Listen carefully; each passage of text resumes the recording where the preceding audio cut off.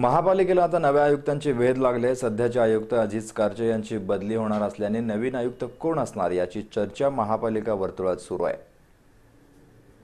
महापालिका अस्तित्वात आल्यापासून अपवाद वगळता खमक्या आयुक्तच लाभला नसल्याने शहर आणि उपनगराचा विकास ठप्प झालाय। अनेक प्रश्न गंभीर बनतायत। मनपा प्रशासन धीम्या गतीने काम करतंय। निवडून गेलेले नगरसेवक कोणकोणत्या उचापती करतायत याची माहिती दररोज प्रसार माध्यमांतून ऐकायला आणि वाचायला मिळते। त्यामुळे नागरिकांनी शहरी विकासाच्या अपेक्षा बाळगलेल्या नाहीत।